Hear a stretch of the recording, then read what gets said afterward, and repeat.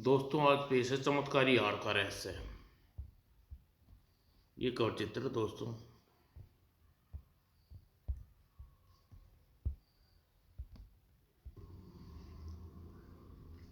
एक बार रामलाल नाम का एक मजदूर बीमार पड़ गया। उसके बच्चे के भूखा मरने की नौबत आ गई। तब रामलाल पड़ा, बेटा रामू रोजी रोटी की तलाश में घर से बाहर निकला। लेकिन उसे अपने गांव के आसपास गांव में कोई काम नहीं मिला। वह तलाश करता हुआ एक पेड़ के नीचे बैठा फूटी और फूट फूट कर रोने लगा। संयोग से उस उस वृक्ष पर वृक्ष देवता का वास था। भू रामू देवता ने रामू को दया आ गई और वृक्ष देवता ने उसे सोते समय उसके गले में इमली के बीजों की एक हार डाल दिया। यह हार इस लड़के के मुंह से निकली हर बात को पूरा करेगा। वह हार का चमत्कार राजू परिवार सब दुख दूर हो गए। वह मुंह से जो कहता दूर वह पूरा हो जाता। भगवान करे दोनों टांगे ठीक हो जाएं। आह मेरी टांगे ठीक वापस आ गई। अरे हे। फिर रामू चोर लुटेरों को पकड़वाने के में मदद करने लगा और इस इससे कुछ धनिष्ठ और घबराहट फैल गई और उसने आपस में विचार विमर्श करके देश का एक धुरंधर और चालाक महामंत्री चतुरसेन से मिले और राजू को अपने मार्ग से हटाने की बात कही। आप लोग चिंता न करें, जल्दी ही राजू को इस दुनिया से कूच कर चुका होगा। महामंत्री ने राजा के कान भरे और राजा ने राजू को पकड़ कर मंगाया।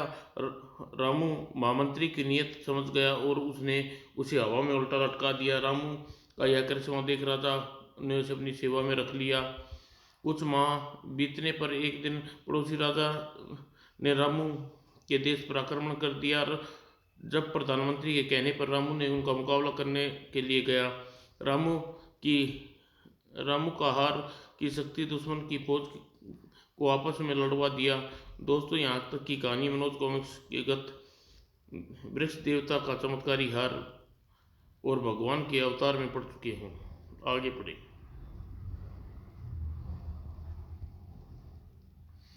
तरह तरह इस तरह देखते देखते काल भैरव की पूरी सेना एक दूसरे से लड़कर लाशों में परिवर्तन हो गई। पूरी सेना को राजा समेत काल के ग्रास बन गई। चल कर यह शुभ समाचार महाराज को दूं। यह राजू का समाचार जब उदय सिंह को सुनाया। वाह राजू, आज तो तुमने कमाल कायल हो गए। निसंदेह महाराज राजू का बधाई का पात्र है। इसने अकेले कर दिखाया, वह तो बड़ी से बड़ी सेना भी नहीं कर सकती थी। कम वक्त ने यह मेरी चाल भी उल्टी कर दी। खैर बकरे की माँ कब तो खैर मनाएगी। और महाराज ने उसे एक राय दी, यदि आप इसी समय पड़ोसी पर चढ़ाई कर दें तो उस राज्य पर आपका अधिकार हो जाएगा। वाह वाह राजू, बिल्कुल ठीक कह रहा है, तुमने तुरंत आज्ञा दीजिए। और सेनापति जी, आप सेना ले जाकर पड़ोसी देश पर हमारे देश का झंडा फहरा दीजिए। जो क्या महाराज, कहकर सेनापति चला गया। सेनापति जाने बाद महामंत्री जी आप जाइए और पूरे देश में उत्सव की घोषणा कीजिए। जो आज्ञा महाराज। और पानी सिर से ऊपर चढ़ चुका है महाराज।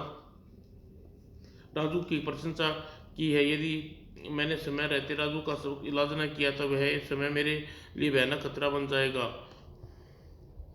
जाओ अब तुम जाकर विश्राम करो। जी महाराज। राजू को ढेर सारा इनाम देकर राजू को विदा कर दिया। राजू के देश में दुश्मन देश की पराजय का उत्सव मनाया जा रहा था और उधर सेनापति शेर सिंह पड़ोसी देश पर विजय पताका फहरा रहे थे। पड़ोसी देश को उसकी सेना का मुकाबला करने का दिल कोशिश नहीं की, लेकिन यह जानकर उसका राजा मारा जा चुका है। वहाँ की प्रजा ने उदय सिंह को अपना राजा मान लिया। बोलो राजा उदय सिंह की जय जय जय हो। और उस दिन महामंत्री चतुरसेन अपने मार्ग से हटाने की योजना बनाने के लिए एक बहुत बड़े तांत्रिक जादूगर के पास की गुफा में पहुंचे। बाबा चामुंडा दास की सदा जय हो। कौन हो? महामंत्री चतुरसेन। आओ मित्र, कहो आज तुम मेरे पास कैसे आना हुआ। उत्तर में चतुरसेन ने उसे राजू के बारे में सब कुछ बताने पे बोला, मैं चाहता हूँ कि आप किसी तरह उस चालाक जादूगर को मेरे मार्ग से हटा दे। सुनो मित्र, मैं बिना किसी की शक्ति के बारे में जाने सुने उससे टकरा नहीं सकता। यदि उसकी शक्ति मेरी शक्ति से ज़्यादा ताकतवर और बड़ी हुई तो मेरी तांत्रिक शक्तियाँ मुझसे छिन जाएंगी। ठहरो, पहले मैं उसकी शक्ति के बारे में पता लगाऊं। कहकर चामुंडा ने चामुंडा बाबा ने डंडे को एक खोपड़ी की ओर अपना मुंह घुमाया।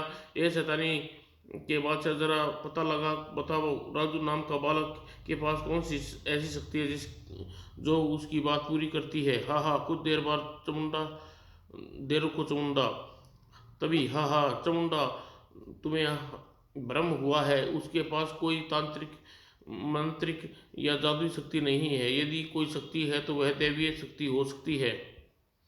माफ करना मित्र, यदि उसके पास दैवीय शक्ति है तो तुम्हारी कोई मदद नहीं कर सकता।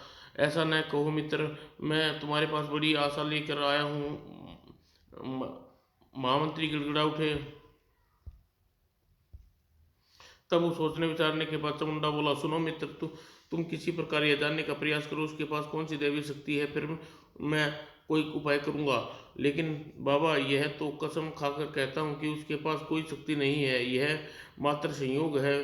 जो कुछ कहता है वह पूरा हो जाता है। तुम हो हो सकता है उसी उसी शक्ति का पता न हो। यदि उससे पूछताछ करोगे तो हो सकता है वह रहस्य के बारे में तुम्हें पता चल जाए। जाओ और किसी दूसरे रूप दूसरे रूप से उसे संपर्क करने की और मालूमात हासिल करने की कोशिश करो। ठीक है बाबा, मैं चलता हूँ। जाओ, शैतान का बादशाह कायम तुम्हारी मदद करेगी।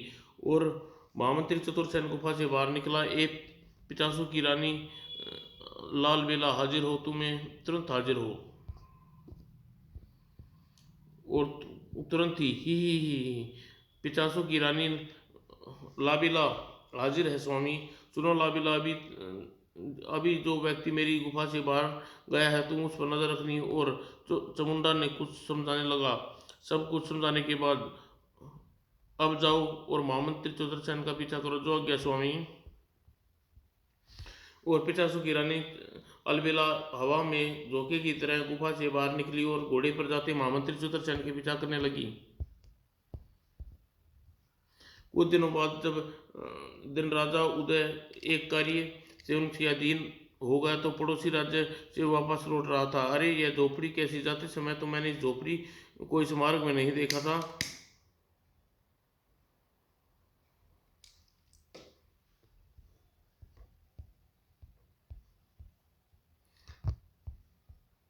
लगता है एक दो रोज में किसी साबुन ने यहाँ डेरा डाला है। खैर, यह भी अच्छा हुआ कि बड़े जोरों से प्यास लगी, चलकर अपनी प्यास मिटाऊं। वह जैसे ही राजू झोपड़ी के पास पहुंचा, आओ बेटा राजू, तुम्हारी प्रतीक्षा कर रहे थे। साधु बाबू मुझे कैसे जान पहचानते हैं? आश्चर्य मत हो बेटा, हम त्रिकालदर्शी हैं। तुम जहाँ से होकर गुजरे इसलिए हम 2 दिन में यही धुनी रमायत आने की प्रतीक्षा कर रहे थे। लेकिन बाबा क्यों? हमने तुम्हारी विचित्र शक्ति के बारे में सुना, बहुत जाना है। हम उस शक्ति के बारे में जाना और उत्सुकता हो गई। लेकिन मेरे पास कोई शक्ति नहीं है बाबा। तुम त्रिकालदर्शी हो बेटा, लेकिन इसलिए हम भी जानते हैं कि जो शक्ति तुम्हारे पास विद्यमान है उसके बारे में तुम स्वयं नहीं जानते। भीतर पानी, कुछ कंदमूल फल रखे हैं, उन्हें पहले खा लो, पीकर भूख अपनी प्यास मिटाओ, फिर विस्तार से बातें हो जाएंगी। जैसी आप ये क्या बाबा। वो लगता है बहुत पहुँचे हुए महात्मा हैं, इनसे मुझे बहुत सा ज्ञान सीखने की बातें मिले मालूम होंगी। और हो सकता है मुझे यह रहस्य भी मालूम हो जाए मेरे पास कौन सी अनोखी शक्ति है जिसके बारे में मुझे मालूम नहीं। और खाने पीने के पश्चात राजू पुन साधु बाबा के पास पहुंचा। आओ बैठो बेटा। और बाबा, मैं अन्य बहुत सी बातें जानने के साथ साथ यह रहस्य जानने के लिए भी उत्सुक हूँ कि आखिर मेरे भीतर ऐसा क्या शक्ति है जिससे अपनी जुबान पर जो कुछ कहता हूँ वह पूरा हो जाता है। बेटा, यह रहस्य जानने के लिए पहले तुम्हें यह बताना होगा कि तुम्हें शक्ति तुम्हारे भीतर बचपन से थी या यह परिवर्तन बाद में आया। यह परिवर्तन तो मुझ में बाद में ही आया महाराज। कब से? जब राजू तब राजू ने उसे समस्त घटनाओं को विस्तार पूर्वक बता दिया। जब वह अपने पिता को बीमार हो जाने के एक दिन पहले मेहनत मजदूरी करने के लिए अपने घर से बाहर निकला था तो सब कुछ सुनकर, यानी तुम्हारे कहने का मतलब है कि जब तुम एक पेड़ के नीचे सोकर उठे तब से तुम्हारे भीतर परिवर्तन आया? जी हाँ महाराज। अच्छा, उठने के बाद तुमने अपने आसपास कुछ विचित्र वस्तु चीज देखी जिससे तुम्हें हैरानी हुई? नहीं महाराज। ठहरिए महाराज। महाराज, जब से मैं पेड़ के नीचे से सोकर उठा था तो इमली के बीजों की यह विचित्र माला मेरे गले में पड़ी थी। ओह, जाओ उतार कर मुझे दिखाओ तो। और भोले राजू ने बीजों की वह माला उतार कर साधु को दे दी। कहीं यह विचित्र हार तो इसी की इसकी रहस्यमय शक्ति तो नहीं? ठीक है, मैं इसे पहनकर इसकी परीक्षण कर लेता हूँ, अभी सच्चाई मालूम हो जाएगी। और हार पहनने के बाद, बेटा, यदि वास्तव में तुम्हारी शक्ति इस हार में छुपी है तो यह शक्ति तुम्हें मौत के मुंह में खींच ले जाएगी। आह। और साधु बाबा का इतना कहना था, राजू निर्जीव होकर जमीन में गिर पड़ा। अरे वाह, यह तो सचमुच ही मर गया। इसका मतलब यह हुआ कि इमली के बीजों का यह हार शक्ति है जो किसी के मुंह से निकलने वाली बात को पूरा कर देती है। अब इस हार की शक्ति की पूरी पृथ्वी पर अपना कब्जे में ले लूंगा, मेरा कोई कुछ नहीं बिगाड़ पाएगा। अगले ही पल साधु की दाढ़ी मूछे और वस्त्र उतार फेंके, उसने असली वस्त्र पहन लिए। हा हा हा। महामंत्री चतुर्सेन के मार्ग का कांटा दूर हो गया। अब वह स्वयं ही भगवान है और अब उसका अवतार भी। जल्दी ही अब जल्दी से मरदूत छोकरे को कहीं दफन कर दूं ताकि महाराज उदय सिंह इसकी मृत्यु और लाश का पता न चल सके। और माँ संयोग से महामंत्री चतुर्सेन ने राजू की लाश को इमली के पेड़ के नीचे दफन दिया जिसमें देवता का वास था। उसके बाद वह राजू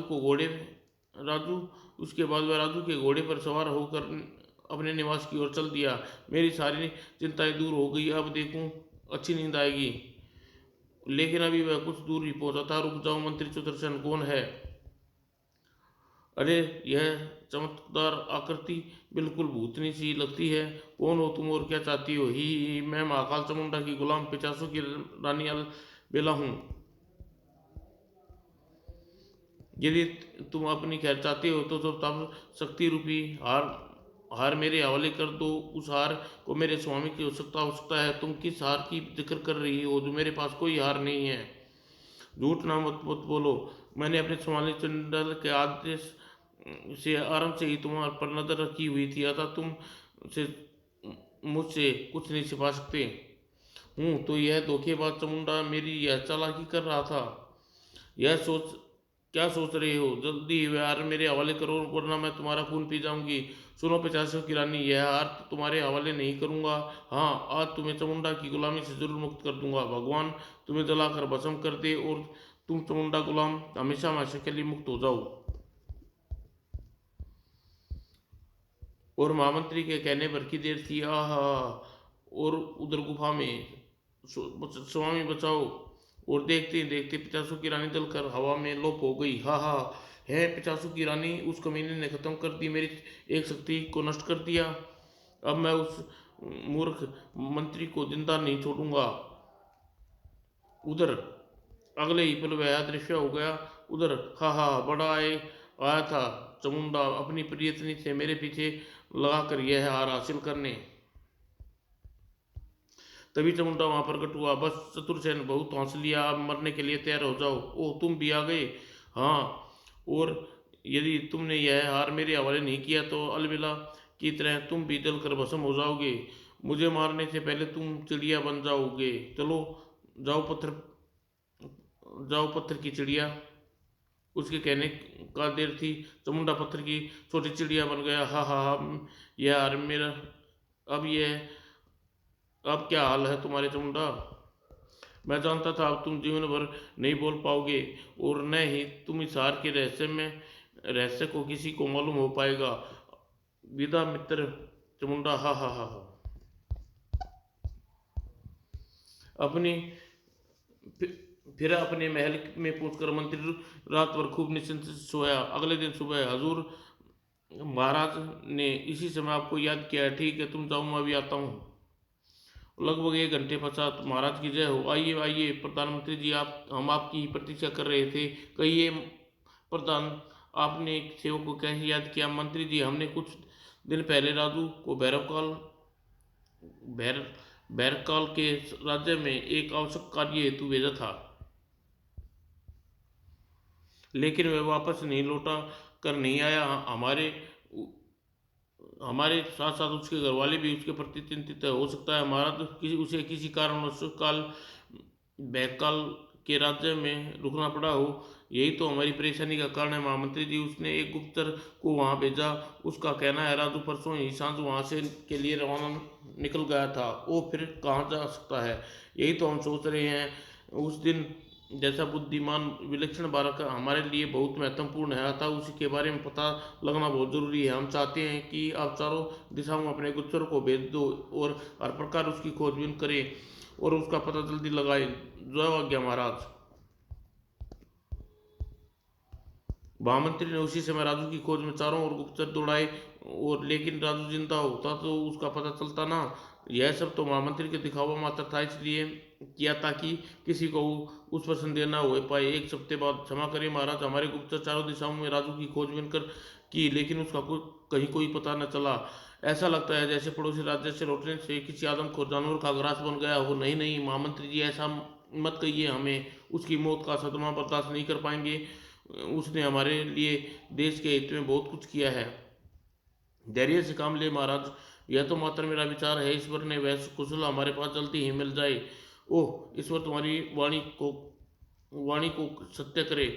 और फिर कुछ दिनों बाद एक दिन, महाराज आपके लिए एक बुरी खबर है। क्या बुरी खबर है महामंत्री जी? महाराज, मुझे अपने विशेष गुप्तचरों से पता चला है कि बैक राज्य में बड़ी अराजकता फैली हुई है। हिंसा व लूटपाट का बड़ा जोर है। हर व्यक्ति एक दूसरे को लूटने और खसुटने पर लगा हुआ है, और उसे कोई नहीं रोकने वाला नहीं है। महाराज, आप यहाँ राज्य कर में शोकुल बैठे हुए हैं, और वहाँ स्थिति दिन ब दिन बिगड़ती जा रही है। कानून व्यवस्था का कोई मूल्य नहीं रह गया है। यदि यह देश का यही हाल रहा तो मुझे भय है कि कहीं वहाँ प्रजा आपके साम्राज्य के विरुद्ध बगावत न कर दे, खूनी क्रांति न न हो जाए।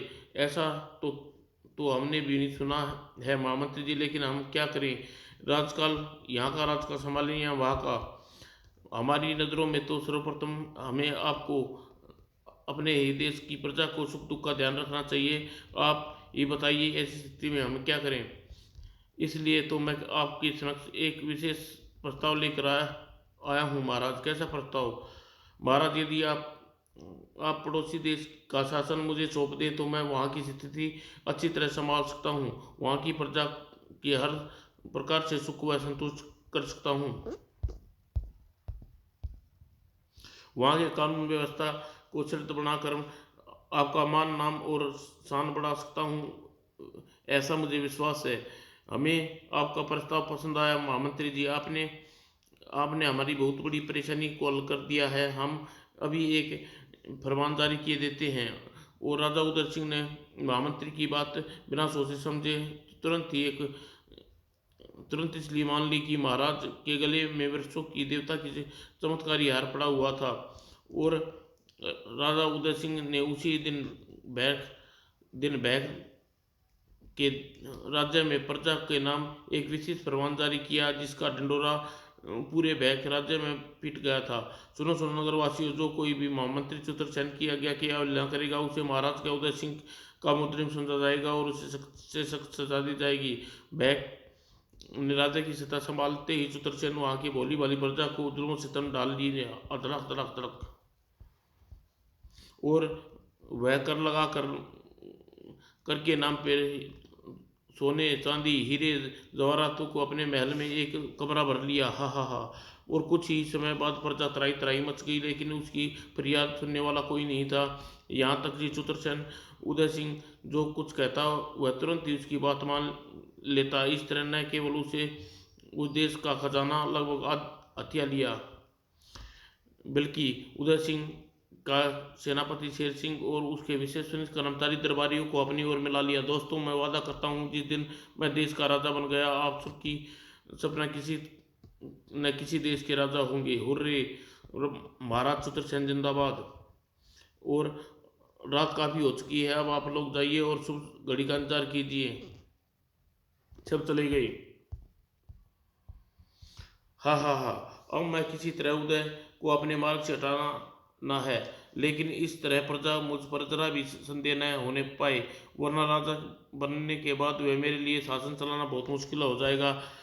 लेकिन उसी दिन राजा उदय सिंह को वृक्ष देवता ने सपने में दर्शन दिए। राजन, इस समय तुम बहुत ही भयानक विपत्ति में घिरे हुए हो। तुम्हारा मंत्री चतुरसेन तुम्हारे मूर्ख बनाकर प्रजा पर जुल्म ढा रहा है। यदि जल्दी ही तुमने उसका कोई उपाय नहीं किया तो स्वयं भी मृत्यु को प्राप्त हो जाओगे।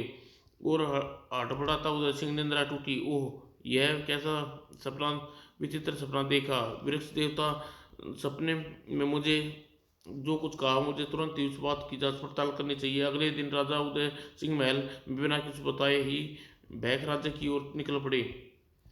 भैक भैक राज्य के राजा पहुंचकर उदय सिंह ने देखा, उसे देखकर दुखी की सीमा न रही। आह, छोड़ दो, मुझे मत मारो, बचाओ। ओह, यानी वृक्ष देवता की बात सच निकली। मुझे चतुरसेन को जिंदा नहीं छोड़ूंगा। आज ही उसे सैनिक को भेजकर उसे गिरफ्तार कराता हूँ। और में क्रोध से उबल उदय सिंह ने अपने देश की ओर वापस लौट रहे थे। संयोग से उसकी इमली के वृक्ष पर गुजरे, जिसमें जिसमें से वृक्ष देवता का वास था। अचानक ही हा हा हू हा हा लेकिन रोमांचक दृश्य देखकर राजा उदय सिंह की हिम्मत न हारी। अरे नरमुंडो, कौन हो तुम और इस तरह क्यों हंस रहे हो? मुझे भयभीत करने की क्यों चाहते हो? तो मुझे भूल गए महाराज, मैं राजू हूँ, राजू। अरे तुम तुम तो क्या राजू हो? मैं तुम्हें यह कह गायब हो जाने से बड़ा परेशान था। यह एक लंबी कहानी है महाराज, सुनिए, आपको सारी कहानी बताता हूँ। राजू कामुंड राजा उदय को सारी कहानी बता दी। इस सब कुछ सुनकर राजा उदय क्रोध से आग उगला हो गया। उस कमीने धोखेबाज दुष्ट महामंत्री चतुरसेन की इतनी हिम्मत! तू चिंता न कर राजू, मैं तुझे जिंदा नहीं छोड़ूंगा। नहीं महाराज, आप उसे मारने की कोशिश मत करना, वरना उसके गले में पड़ी चमत्कारी हार के कारण आप स्वयं मृत्यु प्राप्त हो जाएंगे। फिर मुझे क्या करना चाहिए राजू? बस आप किसी तरह उस दुष्ट से वह हार नीचे उस दुष्ट को किसी तरह इस वृक्ष के नीचे ले आइए। उसके बाद स्वयं देवता उसकी कृपा से उसे निपट लूंगा। ठीक है, मैं कल उस वृक्ष के नीचे यहाँ ले आऊंगा। अब मैं चलता हूँ। उसके बाद राजा घोड़े पर सवार होकर वहां से वापस अपने जाते समय राजू नरमंड का वृक्ष गायब हो गया। वो राजा ने अपने महल में पहुंचते ही एक दूत को चतुरसेन को बुलाने के लिए बैक राज्य में की ओर रवाना कर दिया। और खबर मिलते ही चतुरसेन अगले दिन के राजा के विशेष कक्ष में उपस्थित था। मेरे लिए क्या गया महाराज? महामंत्री जी, हम कल अपने पूर्वजों का एक विशाल खजाने के बारे में मालूम हुआ है। आप हमारे पुराने व विश्वास का वफादार आदमी हैं, अतः हम चाहते हैं कि आप भी हम अपनी आंखों से एक बार उस अपने अनमोल खजाने को देख ले। ही आपने मुझ पर इतना विश्वास किया, बहुत बहुत धन्यवाद महाराज। मैंने निसंदेह ही उस खजाने को देखकर मुझ पर अपार प्रशंसा होगी। तो चलिए, हम इसी समय उस स्थान पर चलते हैं। जरूर चलिए महाराज। और महामंत्री के साथ लेकर राजा वृक्ष देवता के पास की ओर चल पड़ा। और इमली के पेड़ के नीचे पहुंचकर, महामंत्री जी, यही दबा है हमारे वृक्षों का विशाल खजाना। यहाँ पर, अरे यहाँ पर तो मैंने राजू की लाश दफनाया था। मुझे तो यहाँ पर कोई खजाना दबा नहीं दिखाई दिया था। कहीं महाराज ने राजू की मौत के बारे में तो पता नहीं चल गया है? यही बात होगी। आप क्या सोचने लगे महामंत्री? महाराज, लगता है आप मुझे मूर्ख बनाने की कोशिश कर रहे हैं। भला यहाँ आपने पूर्वजों का खजाना कैसे दबा हो सकता है? महामंत्री जी, मेरे पूर्वजों द्वारा दबाया गया खजाने में सोना चांदी हीरे जवाहरात के रूप में नहीं, बल्कि एक लाश के रूप में है। राजू की लाश के रूप में, जिसे आपने स्वयं अपनी वाणी से मारा है। ओह समझा, यानी आपको मेरी सारी बात का पता चल चुका है। चलिए, यह भी अच्छा हुआ। अब आप भी मरने के लिए तैयार हो जाइए, इसके बाद मैं आपकी लाश को भी यहीं गाड़ दूंगा और आपका पूरे राज्य पर मेरा राज होगा। चलो राजू की तरह तुम भी मर जाओ। परंतु इस बार मंत्री की बात पूरी ना हुई। हा हा हा हा। हे राजा, मरा नहीं, यह कैसे हो गया? यह हार तो अब मेरे गले में है। तभी हा हा हा हा हा। आई तुम कौन हो? अरे नरदाम, भूल गए मुझे? मैं राजू हूँ राजू। उस दिन तूने मुझे मौत के घाट उतार दिया, आज मैं तुझे मौत के घाट उतारूंगा। नहीं, यह चमत्कारी हार के रहते हो तुम मुझे कुछ नहीं बिगाड़ सकते। अरे मूर्ख, यह हार इसी वृक्ष के बीजों का है, अतः इसके नीचे इसका प्रभाव किसी पर नहीं पड़ सकता। चल अब मरने के लिए तैयार हो जा। ओह, तो तू मुझे जल्दी से इस वृक्ष के नीचे से हट जाना चाहिए। महामंत्री ने तुरंत भागने की कोशिश की, लेकिन उसके जम, पैरों से जमीन फटी और उसमें उसमें से निकलने वाले कंकाल रूपी हाथों ने उसे पैरों को मजबूती से पकड़ लिया। आ मरा। और ठीक ही उसी पल पेड़ से लटके मुंडों की जीभ से किसी रस्सी की तरह लंबी होकर महामंत्री के पूरे जिस्म की गर्दन पर लपट गई। आई बचाओ। और कुछ ही देर में महामंत्री निर्जीव होकर अधर में लटक गया। ऊपर इतने भयानक दृश्य मुझसे नहीं देखा जा रहा। तभी महाराज तभी महामंत्री का शरीर वह गर्दन रूपी रस्सियों से आजाद हुआ और कंकाल रूपी हाथों ने उसकी लाश को जमीन के अंदर खींच लिया। महामंत्री के शरीर को जमीन के भीतर घसते न केवल जमीन एक सार हो गई और बल्कि वृक्षों पर लटके राजू के असंख्य मुंड भी एकाएक गायब हो गए। मुझे विश्वास नहीं होता, जो कुछ आंखों से देखा हकीकत है, वरना भयानक सपना लगता है। उसी समय इमली के वृक्ष देवता राजू के साथ लेकर वहां उदय सिंह के सामने प्रकट हुए। राजू महाराज, तुम्हें जीवित देखकर मुझे प्रशंसा हो रही है। राजू महाराज, यह सब वृक्ष देवता का कृपा का फल है। यह मेरी खुशनसीबी भी है कि उसने मुझे मर मार कर भी वृक्ष के नीचे दबाया और वृक्ष देवता ने मुझे बचा लिया। हाँ राजन, चूंकि मैं उस दुष्ट मंत्री राजू को मेरे शरीर में चमत्कारी हार शक्तियों द्वारा मारा था, इसलिए मैं राजू को उस हार के प्रभाव से मुक्त कर बचाने में सफल हो गया।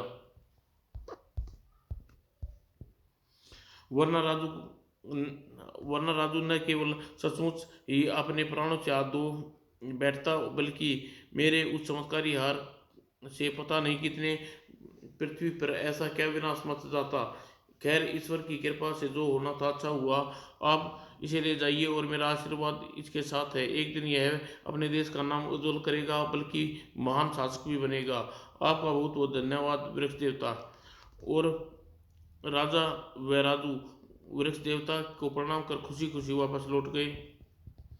जब राजू सुकुशल वापस अपने घर पहुंचा तो उसके देखकर माता पिता और भाई बहन खुशी से फूले न समाये। बेटा बापू राजू। और जब राजू 20 वर्ष का हुआ तो राजा उदय सिंह ने भैक राज्य की बागडोर उसके हाथों में सौंप दी और राजू उस देश का शासक बना दिया और कुशलतापूर्वक चलाने लगा राज्य। समाप्त दोस्तों।